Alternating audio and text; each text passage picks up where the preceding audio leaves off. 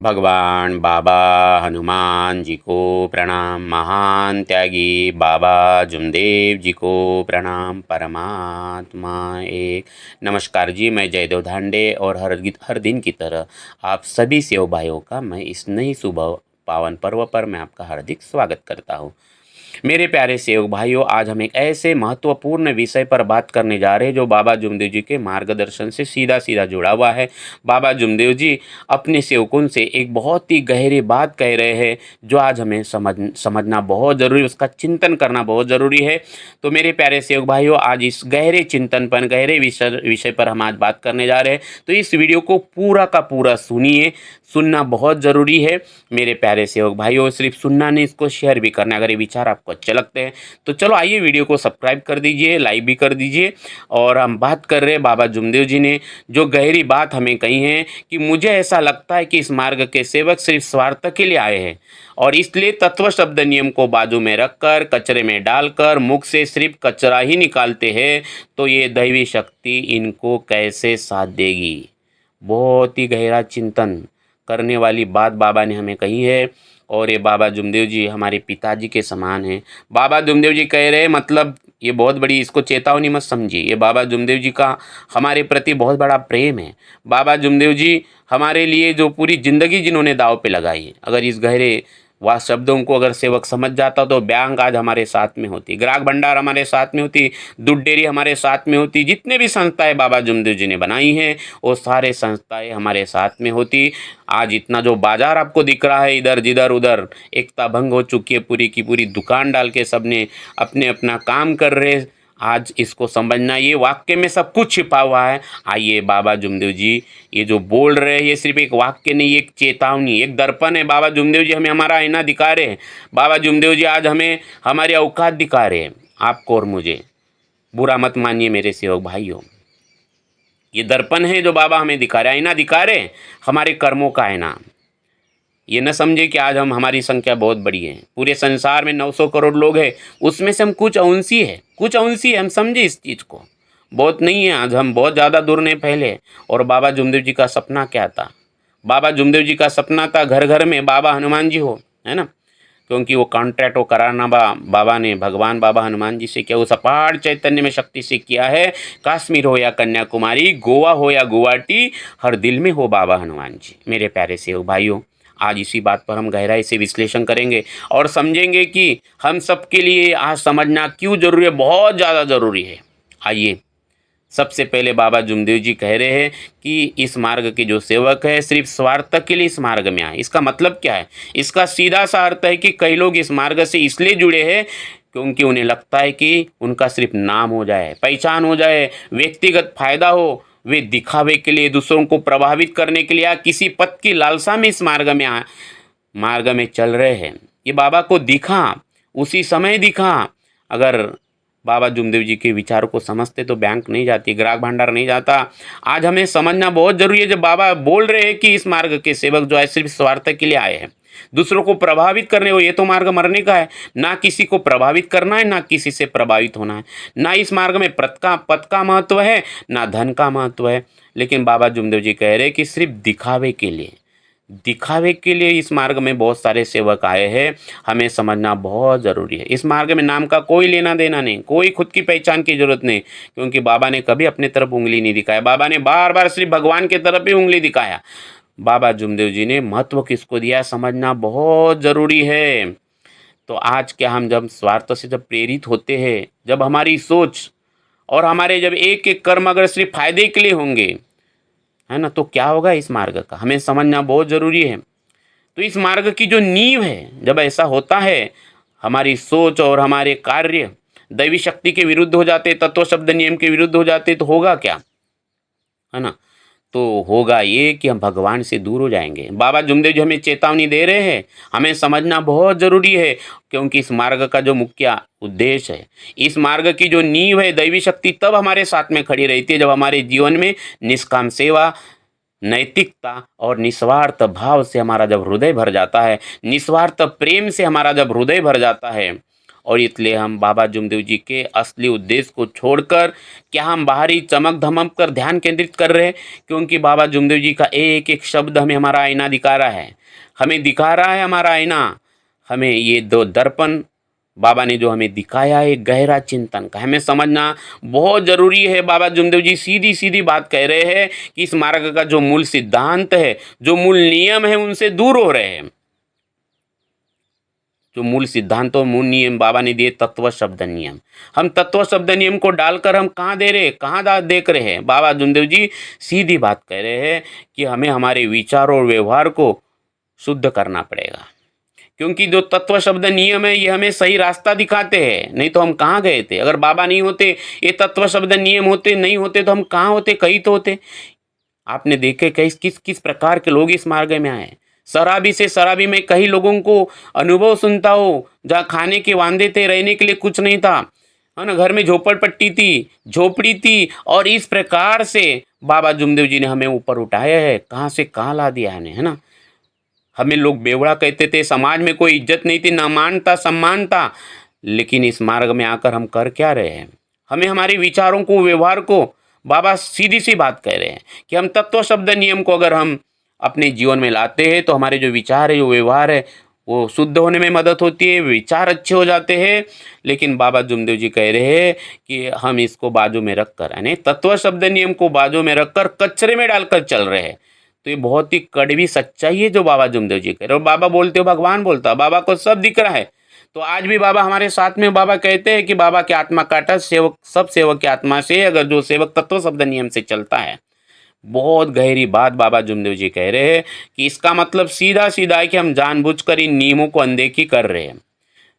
हमें समझ में आ रहा है कि तत्व शब्द की ताकत क्या है, क्योंकि मार्ग आत्मा अनुभव का है। इस मार्ग में एंट्री हमारे आत्मा अनुभव से हुई है, और इसलिए बाबा को विश्वास था कि सेवक इस दैवी शक्ति को समझेंगे, सेवक इस दैवी शक्ति को समझेंगे। लेकिन आज हम आंखों के अंधे बनते जा रहे हैं। मालूम है ये करंट वाला मार्ग है। आंखों के अंधे का मतलब होता है कि एक गांव में मैयत जा रही थी, कुछ लोग उनके साथ में थे, और एक व्यक्ति कोई बाहर गांव से आया और उनको पूछ रहा है आप कहाँ जा रहे हो। तो आदमी कहता है नहीं, बोले हमको चलने का शौक है, आगे वाले को हांडी पकड़ने का शौक है, और वो जो मैयत पे सोया हुआ आदमी है उसको सोने का शौक है। उसको दिख रहा है फिर भी वो पूछ रहा है। इसको कहते हैं आंखों के अंधे। हमको मालूम है दैवी शक्ति, इस मार्ग के नियम मालूम है, क्योंकि आत्म अनुभव से इस मार्ग में आए हैं। हमको समझना है कि अगर हम सत्य का पालन नहीं करेंगे, अहंकार में जिएंगे, दूसरों को धोखा देंगे, तो ये दैवी शक्ति, ये जो दैवी शक्ति तुरंत दूर हो जाती है, तुरंत करंट है, तुरंत तुरंत। तो आइए मेरे प्यारे सेवक भाई, हम समझते हैं ये जो नियम है कुछ शब्द नहीं है, ये सिर्फ शब्द को आप लिखे हुए इसको याद नहीं करना है, ऐसा नहीं, ऐसा मत समझो कि इसका महत्व नहीं, बहुत महत्व है। ये सीधा सीधा कनेक्ट है उस अपार चैतन्य में शक्ति के साथ। तो आप सोचिए, अगर इमारत की नींव ही कमज़ोर हो जाए तो क्या वो इमारत टिक पाएगी। उसी तरह ये इस मार्ग के जो मूलभूत नियम है, जो तत्व शब्द नियम है, अगर इसी को नहीं मानेंगे, इसी को स्वीकार नहीं करेंगे, तो हम सब आध्यात्मिक रूप से मजबूत कैसे होंगे। दैवी शक्ति सब कुछ है, भगवान ही सर्वे सर्वा है, अगर वही हमारे साथ में नहीं होगा तो हम आगे कैसे बढ़ेंगे, हम कैसे बाबा के सपनों को साकार करेंगे। मेरे प्यारे सेवक भाइयों, आप समझिए इस बात को। बाबा क्या कह रहे हैं, बाबा कह रहे हैं कि हम क्या क्या बोल रहे हैं, किस प्रकार से बात करते हैं। बाबा कह रहे हैं हमें कि मुख से सिर्फ कचरा ही निकालते, इस मार्ग के सेवक सिर्फ कचरा ही निकालते हैं। तो बाबा जुमदेव जी बोल रहे हैं कि स्वार्थ और निमोह की हम अनदेखी के बाद क्या होगा। जब इतना स्वार्थ बढ़ेगा, मेरा मान होना चाहिए, मेरा सम्मान होना चाहिए, तो मुख से कचरा ही निकलेगा। मन कभी साफ नहीं रहेगा, ना कभी दिल साफ रहेगा, ना हमारे शब्द, ना वाणी हमारी कभी साफ रह सकती है, और मुख से कचरा ही निकलेगा, है ना।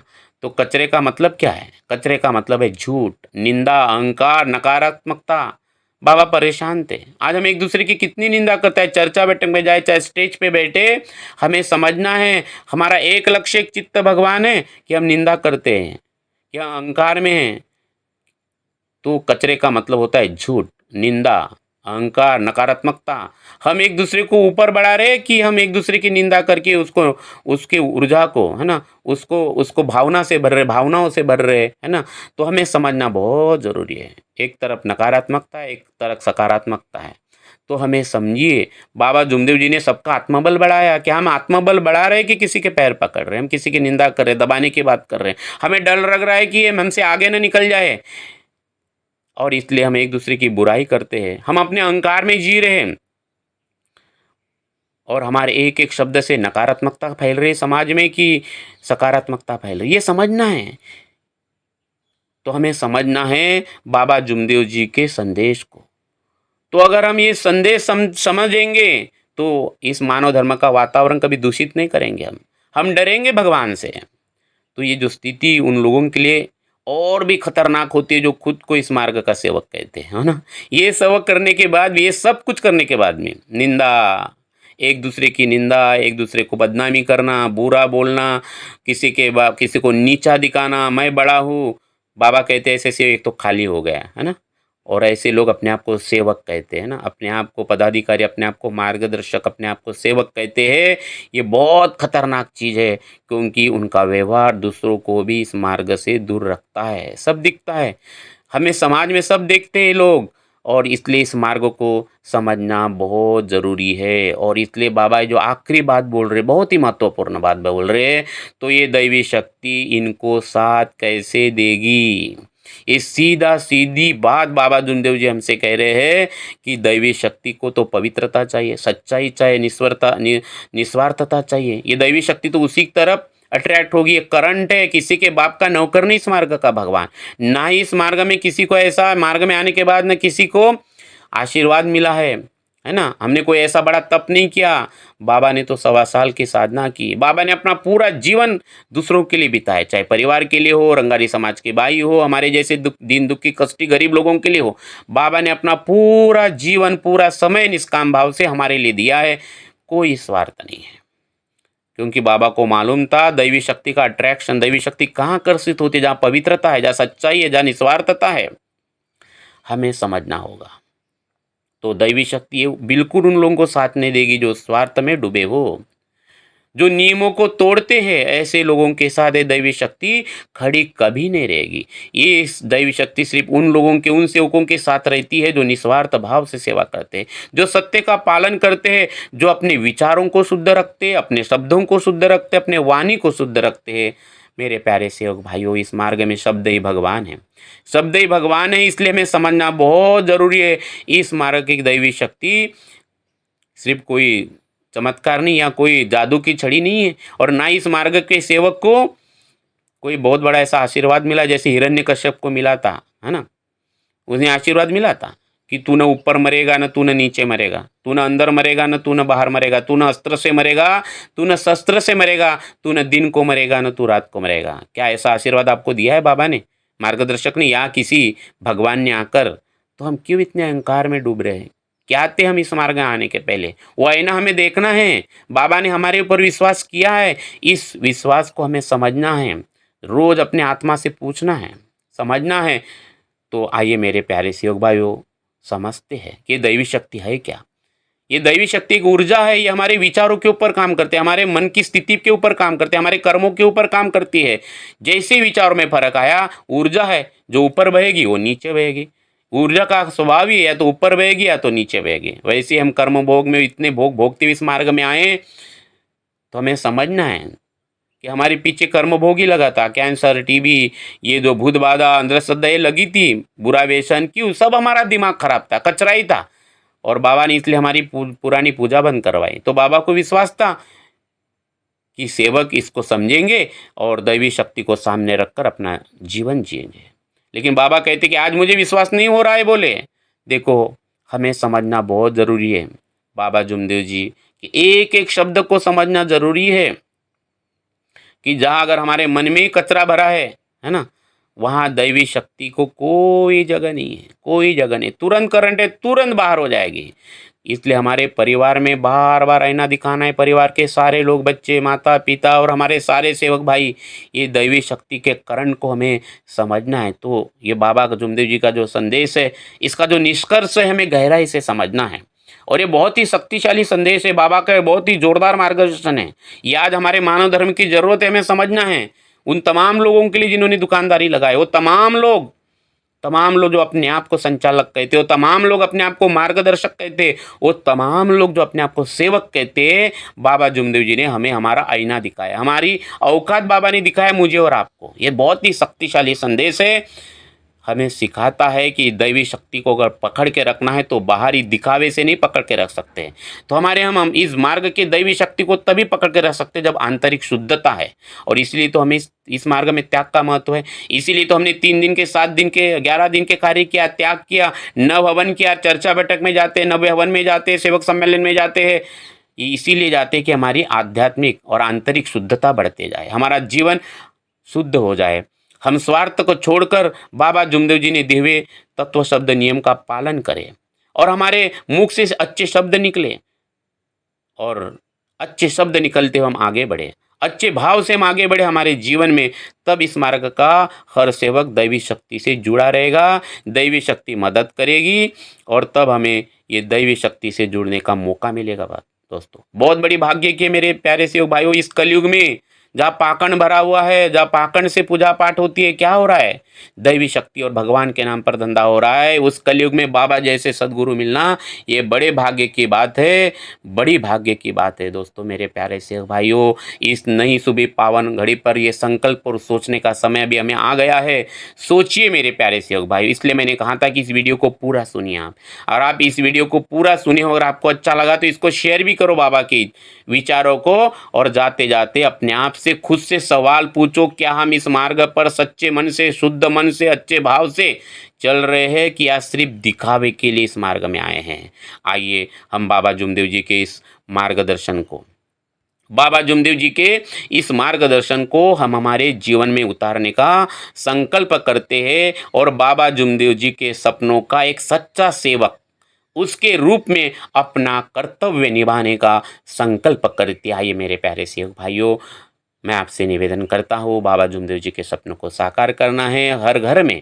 मैंने पहले ही कहा है, कश्मीर हो या कन्याकुमारी, इधर गोवा हो या गुवाहाटी, हर दिल में हो, हर घर में हो बाबा हनुमान जी। आइए बाबा जुमदेव जी ने जो हमें संदेश दिया है, इसको गहराई से चिंतन करते हैं, अपना कर्तव्य समझते हैं, और इस वीडियो को ज़्यादा से ज़्यादा शेयर भी करेंगे। और आपने अगर सब्सक्राइब नहीं किया अभी भी तो सब्सक्राइब करिए, ताकि आपको, और जो नोटिफिकेशन की बेल आइकन है उसको क्लिक करें, जब भी वीडियो बने तुरंत ये बाबा जुमदेव जी के विचार आप तक पहले, सबसे पहले पहुँचे। लाइक भी करें। और मेरे प्यारे सेवक भाइयों, आपने मुझे जो समय दिया है उसके लिए बहुत बहुत धन्यवाद। दिल से मैं आपको धन्यवाद देते हुए मेरे वाणी को विराम देता हूँ, और आपको मेरा प्यार भरा नमस्कार। नमस्कार जी। भगवान बाबा हनुमान जी की जय। महान त्यागी बाबा जुमदेव जी की जय। परमात्माए सत्य मर्यादा प्रेम कायम करने वाले, अनेक वाइट व्यसन बंद करने वाले मानव धर्म की जय। नमस्कार जी, नमस्कार जी, नमस्कार।